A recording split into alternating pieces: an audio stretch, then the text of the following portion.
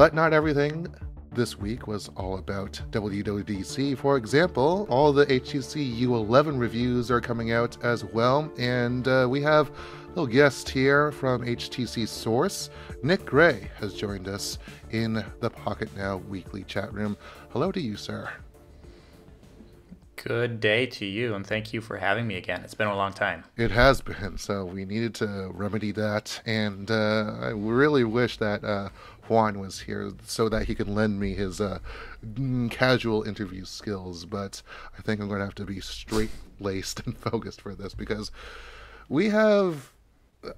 so the ongoing narrative arc that I'm getting from the reviews I've seen is that it's generally positive for the U11, but, you know, we're straddling between, you know, G6 territory here, just below G6 territory, in terms of accolades and positive thoughts. So, look, I want to get your take, because you've generally been more positive on this, on our favored son of the tech industry, or the mobile tech industry, right? Well, you'd have to think it, because, you know, I do write for HTC Source, so I am a little bit biased, just a little bit. You teensy.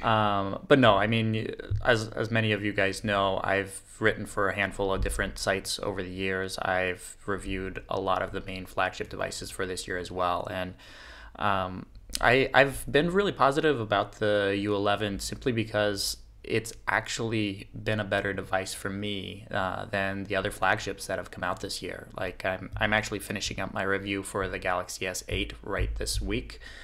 Shot video for it today and finishing up my script.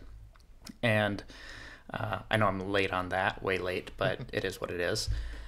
And compared to the S8, compared to the Huawei P10, compared to the G6, I think the U11 is right up there and has, you know, a couple advantages over the competition in specific areas. So, you know, everyone likes what they like, but I don't think that the U11 is inferior to any of the flagship devices in any way.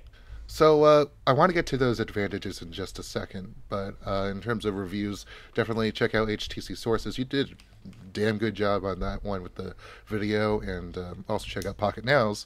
Of course, hello, I'm here. I'm Pocketnow. Definitely. Anyways. Yeah, I watched the video the other day. Yeah, yeah. Jaime Rivera did a not too bad job on that. So before we get to talking about advantages, there were a couple of general notes that I've taken here, and that is... well, let's start off with the Sense, because HTC has a tendency of letting things sit, stew, enrich, go, over time. We saw that with Sense in its kind of like first generation, where we had that signature flip clock and the aesthetic that was all wrapped up in that. And we saw that go on for years and years until the 1M7, which saw a completely new take. It was fresh, flat, muted, and over time we've seen it grow into colors and grow into all these little features such as Sense Companion, which is supposed to help you out throughout your day. And I think we're sort of at the point where we're asking ourselves, is this starting getting stale now? Because as we see the marketplace, it's all more trending towards stock or something more bright or something more colorful. I was wondering what your take on that was. Yeah, and that was actually one of my highlights, or one of the lowlights from my review for the HTC U11. If you pick up a phone from last year, say you pick up the HTC 10 and you pick up the HTC U11, there's some underlying differences in the software build, but if you look at it, the software looks identical, and I dinged them for that in my review. They were on a good course for a couple years, moving closer and closer to stock. They were kind of toning down the HTC Sense look and feel, the heaviness that had. If you remember back to the HTC Sensation with Sense 4 and how heavy that was on top of Android, and just all the animations and all the gloss and everything like that, kind of reminds us of TouchWiz a couple years ago as well. And they were doing really good, cutting back the unnecessary features, cutting back the unnecessary bloat. But for some reason this year, it seems like they just stopped and they didn't do anything more. They actually added on top of it. I mean, you mentioned Sense Companion, which is their AI assistant that's built in. It's not as far-reaching as some of the other AI features that Bixby wants to be. It's simply an extra helper to help you manage your device a little bit better with a few other suggestions. So it's not overbearing, but some of the things that I don't know. One of the things that bugs me so much about that one too is they give you weather suggestions and they say the weather is going to be this, and there's a little button that says click to more. Instead of opening the weather app on the phone, it loads up AccuWeather.com within Chrome. Because everyone, they have thinking, all those links with the Blink feed and all that, all these promoting. Yeah, I'm just thinking, what software engineer thought that was a good idea? Like, none of the software ideas were well thought out on this device. Yeah, and I think software. I've had a checkered track record with HTC and software because back when stage fright was the big concern. We saw HTC one of the first to jump on that 15-day software frame for security updates, and they've always been stretching themselves out in different ways. And Google, they've worked with Google to reduce the bloat and reduce down on native apps, but I mean, there has to be some investment on differentiating on them on their side of things in terms of at the very least aesthetic too, because everyone else is changing, HTC hasn't, and it's like there's always it seems half baked. Yeah, I definitely agree. I mean, I've never liked Samsung's software on their devices, and as I said, I'm finishing up my review, and I can tell you I adore the software build that Samsung is using this year. And just compared to what HTC is doing, it's night and day. And for me to say that I enjoy Samsung software more than HTC's means a lot, because I'm not a Samsung fan whatsoever. And even with the slack that Bixby has taken up, everything else about their UI seems, more cohesive, or at least more, attractive and smartly done. There's a message behind it, and there's a direction behind it. So, I mean, yeah, and not to say HTC's doesn't have direction. It's just they haven't progressed any. They haven't progressed. Where the Yeah, I mean, the software is good. It's not that it's bad. It's just feels exactly the same as it did last year, which means to me someone just kind of gave up. Like, hey, we got here, and now we're going to stop. So. Well, in terms of one thing that they have progressed on, it's hardware UI. And let's talk about that Squeeze feature, because it's like I've been reading up. It's also been a love it or hate it kind of thing. Now, of course, you can activate any two apps that you want with a soft or hard squeeze, but by default, it goes to the camera, goes to the shutter, and for some people, that's kind of a issue with, especially with a pincher claws. Like if you're trying to do this sort of thing instead of just squeezing. Low light situations, especially the case where the motion kind of might have to influence that. So, I mean, it's a good step, but I was wondering if you had experienced some of the same problems, or if you were able to work around them. I honestly really enjoy the feature. I mean, it goes exactly the way I hold the device. I have 3 fingers on the left-hand side, 1 finger on the back, and my thumb on the right-hand side.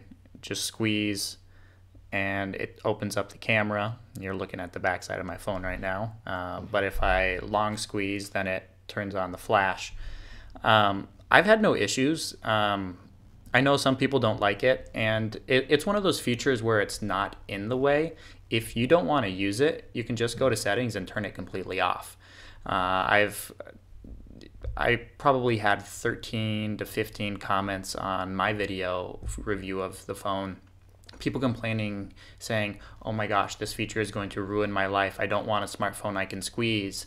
And I'm just sitting there thinking, it's a feature. You turn it off or you turn it on. It's like NFC. If you don't want to use it, you don't use it.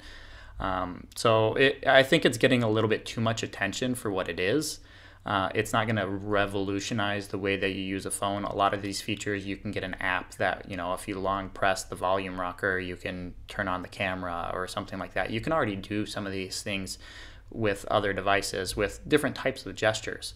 So it's not revolutionary. It's unique. But I think people are giving it way too much attention. Maybe because HTC is trying to market it, but I don't know. To be fair, it was one of their kind of motifs during the whole run-up to its launch.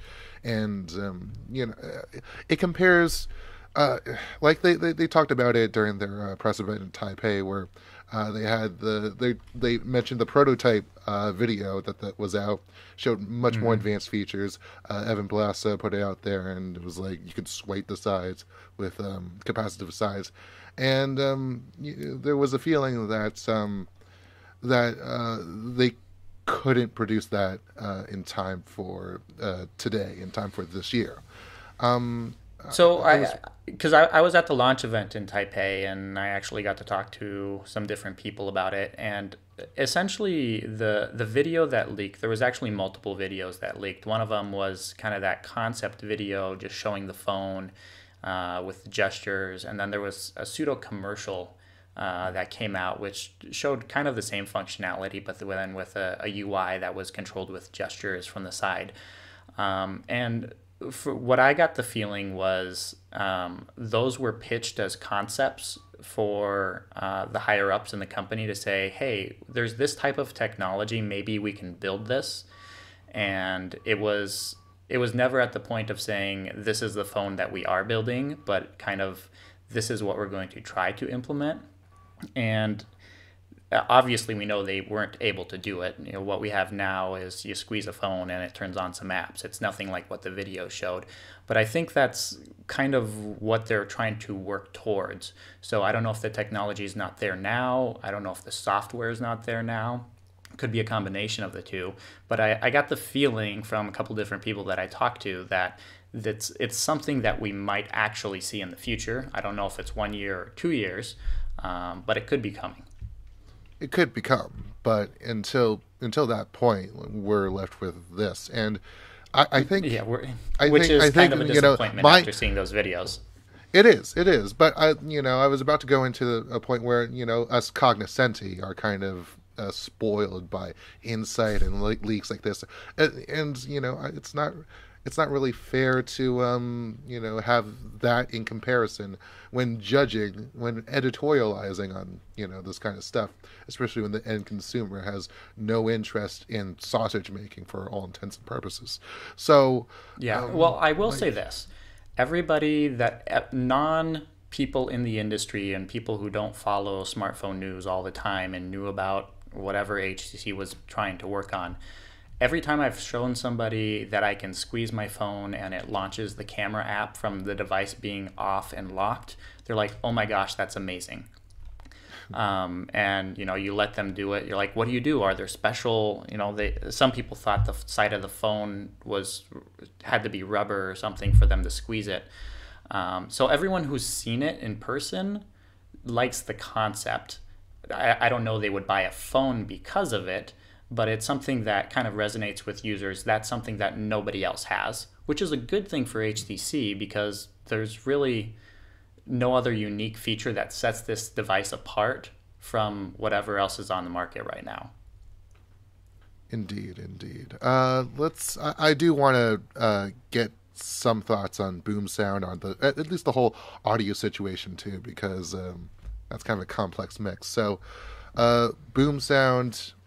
I know in your video you've said that it does not compare with previous boom sounds before the HTC 10, but does this implementation beat out the HTC 10 at least? Yeah, it definitely does. I think Juan talked about it as well in his video. It's I would say almost double. Like I don't have the equipment he has to do all the fancy testing. But the output, you put them side by side, and it's night and day. Even though the HTC 10 was probably one of the best phones for on-device audio last year, this steps it up a notch. But the sad thing is, it's not that this is really good; it's that everything else is really bad. Again, I go back. I bet for me the best one of all of HTC's was the One M8. That was my favorite one. I still got it in my drawer here, and I use it as a little speaker from time to time just to listen to music, just because it is that good. I mean, I've got Bluetooth speakers all over the house, but if I just want to turn something on quick, I don't even worry about it. I pull out my M8, and it was that good. This is not that good. I think the difference is you don't have that stereo audio, which you had on previous versions. And for me, that's the key difference. Indeed. And there was he also caught up on the 24-bit audio. Like they've cramped down on the dynamics on it. And also there's also the USB-C. We're talking about that Usonic unique setup with the in-ear microphones, and then the four microphones on the sides of the device itself, and all that works together to do active noise cancellation. Do you have to have a other pair of noise cancellation? Because Juan said in his usage it doesn't, or excuse me, Jaime said in his usage that his Sennheisers did a little bit better. It all like depends. I don't mean to put you on the spot with this, because it's like you're reviewing what's in the box and whatnot. Yeah, I mean, I've used this with the VModa headphones that I'm using right now, and because of the Usonic profile that you get with the in-box headphones is unique to your ear, the audio quality that comes out of it is I don't want to. It's hard to say that it's better.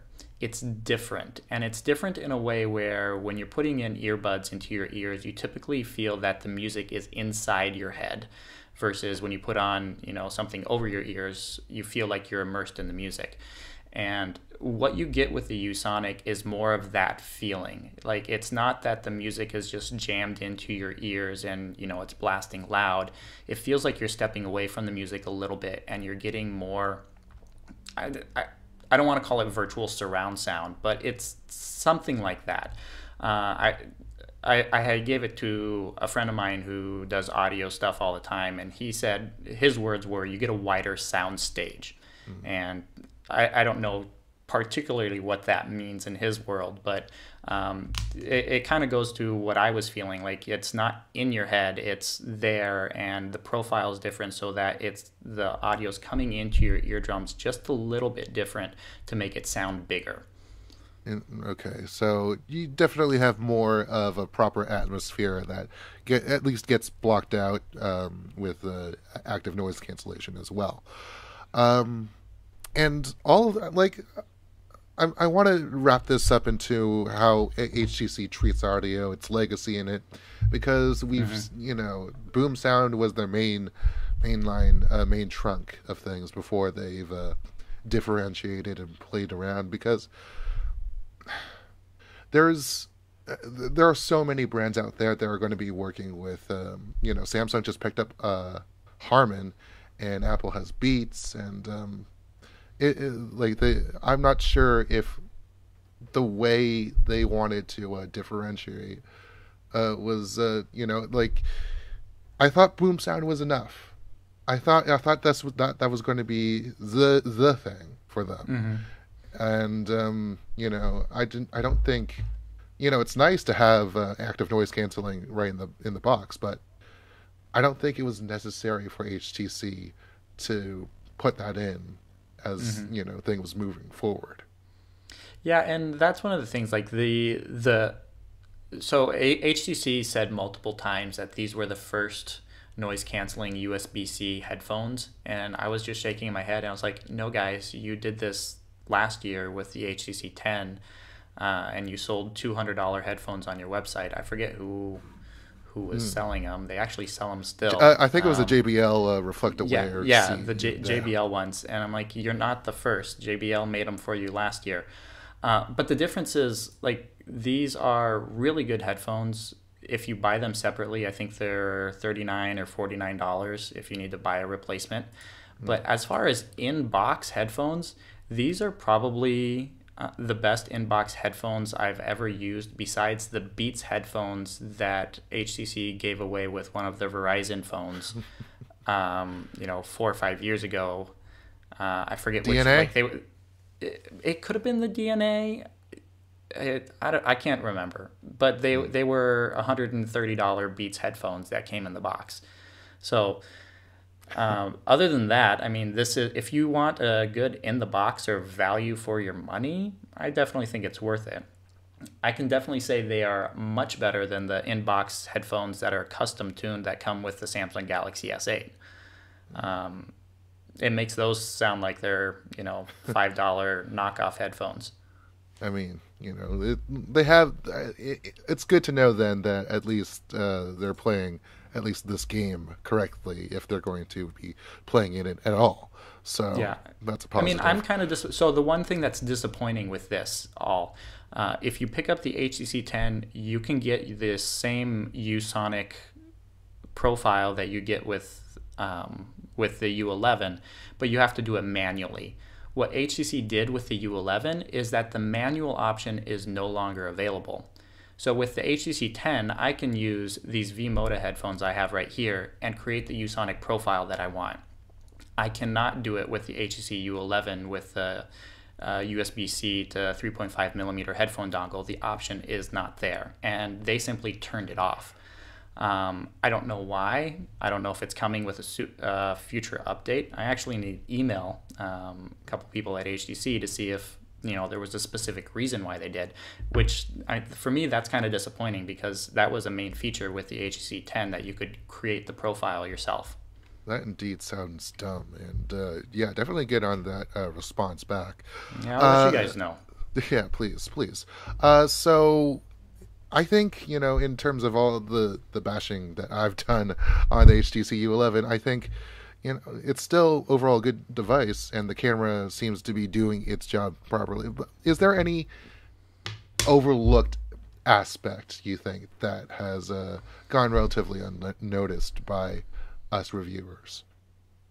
That's hard to say. I mean, if you liked what the Pixel did with the camera, it's using pretty much the same post-processing to create every single image.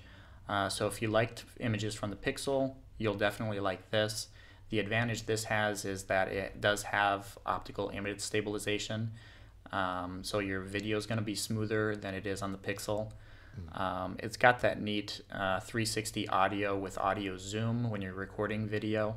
I was actually just at my daughter's piano recital this afternoon and used that to record some video. Sitting 3 rows back and being able to zoom in and kind of isolate the audio from, the crowd around me and just get her. I'm kind of disappointed with the front-facing camera. I think it's gotten a lot of praise in a lot of reviews, and I gave it high marks, but I really liked the optical image stabilization that HTC had last year with the 10. Everyone was pointing that out. Everyone wanted OIS back on the front facing. Yeah, and when I was there in Taipei, I mean, the day before the launch, we got to tour HTC's facilities, and we got 15 minutes with the camera team that worked on the HTC U11. And that was one of the things I asked them about. I said, I really love that OIS. Why is it not there? And they said they didn't have a specific response, but it kind of came down to, well, no one seemed to care about it. And I'm just sitting there thinking, I'm like, when I recorded video with that thing, I was walking down the street and it was as smooth as you could imagine. And now I'm looking at this and I'm like, oh gosh, it's going to be shaky and jittery. And, I need my DJI Osmo Mobile to hold this thing in order to get smooth video. So I don't know, but personally, that's me. I'm one of those people who uses, the front-facing camera to do video calls with my family, to do things like that, and it means a lot to me, but I don't know how much it means to other people. So that interaction, I want to bounce that over to what we saw in terms of the whole Elevate dealio Mm-hmm. blowing up in their faces. Because in that I'm wondering what their feedback loops are in terms of gathering information and just, doing that. At least externally, they're saying that they didn't get feedback that this was an important feature, and then changing things up for the U11. So Elevate, it's this little community that HTC has gathered up for influencers of its brand, and um, so let's talk about what happened actually, because you and I actually were in this big Twitter mess thread together, I don't know and how it's many there. people tweeted me within I like 24 hours. It was ridiculous. I don't want to even. Oh man! So it started out with the Phone Arena's article about the thing wherein HTC wanted its members to combat the negative press, especially they claim it's so a lot of it is unsourced or not relative to what was being seen in reviews. They haven't held it, whatnot, and in exchange for going in with positivity and comments about that, they had the chance of getting swag, and some people saw that as astroturfing, but all in all, like what from all of this, from what I've seen in our thread here, is that HTC has some pretty caustic fans, and I wanted to know, in your experiences dealing with who you write about HTC for a living, Mm-hmm. part of a living at least. How have you dealt with your commenters? Have they been all right? Have been they weird? It surprisingly, you would think me. I started the first HTC blog. I went to the launch event, and they actually brought a lot of influencers to the launch event. There was probably 10 or so English speaking, and then they brought some from Europe and Asia as well. I would say maybe 30 to 40 influencers, part of Elevate, to the event, and meeting them in person. Everyone's always nice and cordial, and then there's always some people who are kind of those fanatics of, oh my gosh, I love this brand and I will do everything in my power to make sure this brand is known and loved. So you always get the tipping of the scales there. You get the people. I want to say kind of like me. Like I'm an HTC fan, but I think of myself as well balanced. I love the Android community as a whole. I recommend phones to people that are not HTC phones based on what their needs are, because I know everyone likes different things. But there's always people that will take things to the extreme. So with what was happening, I think HTC was seeing some negative comments, and you've seen them all. Everyone's seen these comments of, oh my gosh, I would never buy this phone, or it's so hideous. You look at that back. And a lot of these people, as we know, have never bought this phone, aren't even considering to buy this phone, and probably have not bought a phone in over a year and a half because they don't have enough money to buy a phone. And they're just being trolls on the internet. And what HTC Elevate was trying to do, they were trying to get their community out to kind of dissuade some of these negative comments that were out there. And they were hoping for positive comments on negative comments. But I think what happened was the thing within Elevate got leaked out to the press, and so it got put up, and it was kind of pitched in the wrong light, because the wording of what was out there was saying combat the negative comments that are out there. And so they were using forceful words against something that was forceful. And as soon as you do that, it becomes a negative fest, and everyone's like, oh my gosh, they're trying to create trolls on the internet and everything like that. But I don't know. Like, I've gotten so many negative comments on my videos, and people are like, oh my gosh, is Samsung paying you? And my response to everybody is, do you not know me? Like, I would never accept Samsung's money just because I made a negative comment on an HTC device doesn't mean someone's paying me. And there's always the extremes. I don't know. Like, you get caught up in something and people are trying to make it sound like HTC had this big conspiracy and, giving people stuff to support their conspiracy. But HTC does this for pretty much everything. Anytime there's a device launch, and I know other manufacturers do as well, they have communities like this, and they give away stickers or give away hats or give away mugs based on the community members' involvement. I think it was blown out of proportion. Yeah, and especially you mentioned Samsung. It did some shifty stuff with PR firms and back a few years ago in Taiwan, so they actually were fined for that.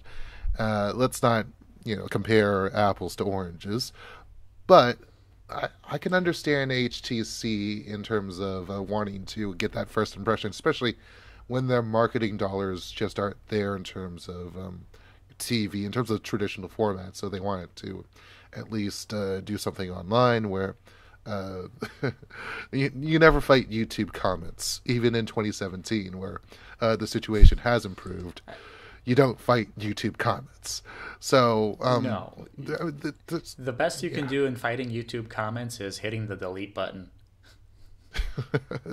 And even then, it stays on the internet forever. So I know. But no, I mean, so one of these things though. So a comparison that a lot of people forget though is, HTC was trying to promote people to spread the goodwill about the brand. Their wording about how they were doing it could have been better. But I have a friend who works at a cell phone store, and she just got a new LG G6 for free from her LG sales rep for the region, because she was promoting LG's phones and sold more LG phones than her other people in the area. So we have store reps who are being given a $600 phone to help sell, like actively sell, versus community members who are volunteering their time to maybe get a sticker. And where's the outrage about a sales rep getting a free phone to promote a specific brand? Like, what's the difference there? I mean, well, part of that is, their job to sell you on a device, especially when they're under pressures from their company and others, all OEMs that actually do participate in providing gifts like that. So, you could say, as opposed to, I understand that, especially in this alternative facts universe, that there's always a guise being set up to always a facade, and people just don't like they don't like fakers. So, or at least the notion of being paid to express an opinion when you wouldn't have, you would have stayed quiet. Otherwise, you would have been still supportive, but you wouldn't have made that comment otherwise. So, like, there's sides to that I'm trying to tightrope around, but it's definitely a complex issue, and it definitely doesn't help the discourse that we have already. It doesn't take us anywhere else, is what I'm saying. So, I don't know. Just what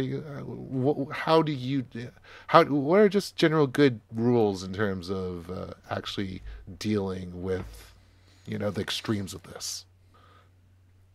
For me, starting out a new YouTube channel and trying to encourage community on the channel, encouraging comments, and you get those attacking comments saying, you got paid to write this, or you got paid to say this in the review. For me, it's always to remain positive no matter what. We all know this on the internet, and it's so hard to do it though. If you go the negative route, you'll never dig yourself out of the hole. It will keep going and keep going, because the first person to post negative and you're going to reply to that, he's going to make sure he gets the last word in no matter what. And you're never going to convince somebody to change their mind. And so, if I see negative comments, I see people saying that I've, sold out. My reply is, no, I've not sold out. If it deems a reply, sometimes it does because a lot of people are replying to a specific comment. Just stating, every opinion here is mine. If you don't like it, I'm perfectly fine with that. And just leave it open on a positive note rather than, trying to shut things down on a negative, because I don't think that ever works. And I think that's maybe what some of the HTC Elevate members kind of screwed up on. They were seeing negative comments and they were trying to HTC wanted them to go post positive comments. But a lot of what we saw was a lot of negative comments on top of negative comments, which just takes things in an incredible downward spiral.